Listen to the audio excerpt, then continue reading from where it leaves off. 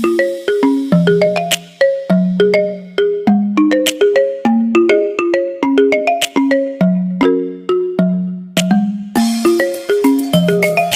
Students, तो कैसे हैं आप सभी। उम्मीद करता हूं आप अच्छे होंगे। आज मैं डिस्कस करने वाला हूं आपके साथ बायोलॉजी का एक most important topic, pattern of the biodiversity. सबसे पहले हमें पता होना चाहिए पैटर्न ऑफ द बायोडाइवर्सिटी होता क्या है। मैंने एक डेफिनेशन लिख दी है, इसे समझने की कोशिश करते हैं। Biodiversity pattern in species is understanding that the number of species found on Earth vary globally, locally as well as with time। इसका मतलब हो गया कि जितनी भी स्पीसीज हैं हमारी अर्थ पे, वो पूरे ग्लोबली कहाँ कहाँ पाई जाती हैं, कहाँ कितनी पाई जाती हैं, उसके बारे में स्टडी करना ही बायोडाइवर्सिटी पैटर्न हो गया। कहते हैं हम लैटिट्यूडनल ग्रेडियंट्स के बारे में। Species diversity decrease as we move away from the equator toward the poles। इसका मतलब हो गया जब भी हम इक्वेटर से पोल्स की तरफ बढ़ते हैं, पोल्स दो होते हैं, एक साउथ पोल होता है और एक होता है नॉर्थ पोल। साउथ पोल और नॉर्थ पोल की जब भी तरफ हम बढ़ते हैं, इक्वेटर मतलब बीचों बीच से बढ़ते हैं, तो डाइवर्सिटी एकदम से डिक्रीज होने लगती है। इसके कुछ एग्जाम्पल्स हैं, जैसे कोलंबिया है, वो बिल्कुल इक्वेटर के बिल्कुल नज़दीक है, तो वहाँ पे अप्रॉक्सीमेटली 1400 स्पीसीज हैं बर्ड की।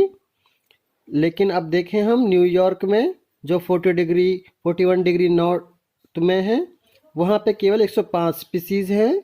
और ग्रीनलैंड एक प्लेस है 71 डिग्री नॉर्थ में, वहाँ पे केवल 56 स्पीसीज हैं। तो आप देख सकते हैं कि स्पीसीज कितनी डिक्रीज हुई हैं जब हम पोल की तरफ बढ़ते हैं। अब इंडिया की बात करें तो देखते हैं कि यहाँ पर सबसे ज़्यादा ट्रॉपिकल लैटिट्यूड्स हैं। यहाँ पे 1200 स्पीसीज हैं बर्ड्स की। साउथ अमेरिका के ट्रॉपिकल अमेजियन रेन फॉरेस्ट की बात करें तो यहाँ पे देखो 40,000 स्पीसीज तो प्लांट की हैं, 3,000 स्पीसीज फिशेस की हैं, 1300 स्पीसीज बर्ड्स की हैं, 427 स्पीसीज हैं एम्फीबियंस की, लगभग 2 मिलियन से ज़्यादा स्पीसीज हैं इंसेक्ट की। तो आप देख सकते हैं कितनी सारी स्पीसीज, कितनी बायोडाइवर्सिटी है यहाँ पे। इसका रीज़न क्या हो सकता है कि ट्रॉपिकल लैटिट्यूड्स में ज़्यादा बायोडाइवर्सिटी है। इसका रीज़न है बेसिकली 3। पहला है tropical latitudes have remain undisturbed. इसका मतलब हो गया कि जो ट्रॉपिकल लैटिट्यूड्स हैं ये ज़्यादा डिस्टर्ब नहीं हुए कभी भी ग्लेशियर्स वगैरह से।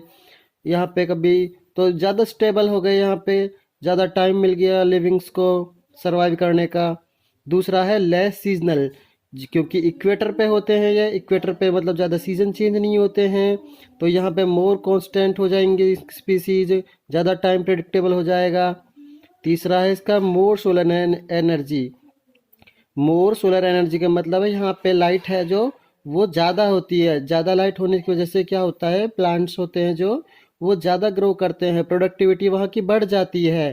प्रोडक्टिविटी बढ़ती है तो वहाँ पे लिविंग्स भी ज़्यादा बढ़ जाते हैं। स्पीसीज एरिया रिलेशनशिप को सबसे पहले ये ऑब्जर्व किया गया था अलेक्जेंडर वान हम्बोल्ट के द्वारा। उन्होंने क्या ऑब्जर्व किया था, उन्होंने बताया कि एक रीजन के अंदर स्पीसीज बढ़ती चली जाती हैं जब भी हम नया एरिया है, जो एरिया को हम क्या करते हैं, एक्सप्लोर करते हैं। और वो तब तक बढ़ता रहता है, लेकिन एक लिमिट के बाद वो रुक जाता है। जो रिलेशन है स्पीसीज रिचनेस का और एरिया का, वो एक रेक्टेंगुलर हाइपरबोला में बदल जाता है। जब हम लॉगरिथमेटिक स्केल पे देखते हैं तो ये रिलेशनशिप है किस किस का, एक तो स्पीसीज की रिचनेस का, उसके एरिया के साथ जो एक्सप्लोर किया गया है उसके साथ एक स्ट्रेट लाइन में ये ग्राफ दिखता है। देखते हैं हम वो स्ट्रेट लाइन कैसे बनती है। log s इक्वल है log c के जमा z log a। यहाँ पे s क्या है, s है यहाँ पे स्पीसीज रिचनेस जेड है स्लोप ऑफ द लाइन, इसे रिग्रेशन कोफिशिएंट भी बोलते हैं। सी मतलब हो गया वाई इंटरप्ट और ए मतलब हो गया एरिया। इस ग्राफ की वजह से समझ सकते हैं हम। देखिए एक साइड को स्पीसीज रिचनेस है, एक तरफ एरिया है। शुरू शुरू में क्या होता है, ये जो ग्राफ है ये बिल्कुल तेजी से बढ़ता है, लेकिन एक लिमिट के बाद ये बढ़ना बंद हो जाता है। इसे बोलते हैं हम S equal to C A power Z. लेकिन जो इसकी लॉगरिथमेटिक जो स्ट्रेट लाइन में बदलता है, देखो बिल्कुल सीधी लाइन है इसके लिए ग्राफ में, log s equal to log c plus z log a. यहाँ पे ना जेड की कुछ वैल्यू दे रखी है।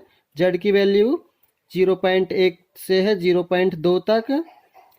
कुछ लार्ज स्केल पे अगर हम जेड की वैल्यू को नोट करें तो ये कॉन्टिनेंट्स वगैरह में, लार्ज कॉन्टिनेंट्स में तो ये बढ़ती चली जाती है। यहाँ पे जेड की वैल्यू हो गई 0.6 टू 1.2। जेड क्या था यहाँ पे, slope of the line. Regression coefficient है जेड, इसकी वैल्यू ना जितना बड़ा स्केल होगा उतनी बढ़ती चली जाती है। ये डिपेंड करती है स्केल पे, मतलब हम बायोडायवर्सिटी को कितने बड़े स्केल पे हम चेक कर रहे हैं, इसके ऊपर रहती है इसकी डिपेंडेंसी। Thank you.